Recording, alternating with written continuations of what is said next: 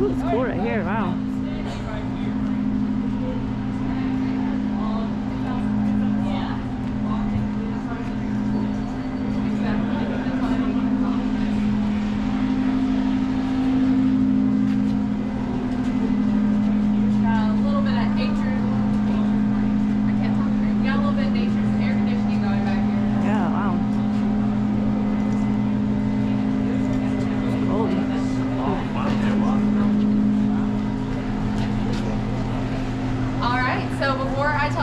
About the water itself, I am going to tell you some history on Jack. So when Jack was born, he was the youngest of 10 children, and his mother died shortly after when he was still really young. His father did get remarried, and as all the stories go, Jack just really didn't get along with his stepmother, so he chose to leave home at an early age. This would have been even before his teenage years. He eventually came to live and work about 5 miles from where we are now at a man named Reverend Dan Call's farm. On the Reverend's farm, Jack was a chore boy. He got some pocket money for doing the chores, had a place to stay. Worked out pretty well for both of them. But the Reverend, he also had a whiskey still right there on the farm. It did not take Jack very long to become interested and start asking lots of questions about this still.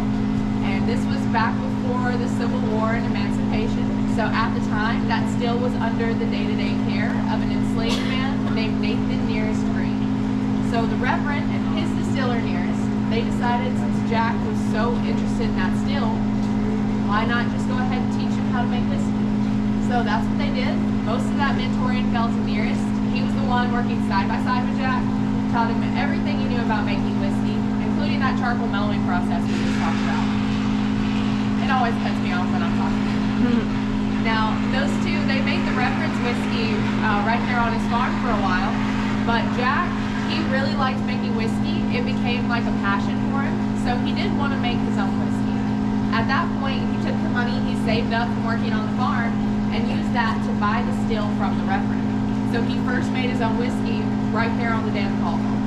At this point, he also then hired Nearest to work with him as his first head distiller, or what we call a master distiller these days. So those two did work together for many years, and in the late 1880s, that's when Jack actually moved to this property here.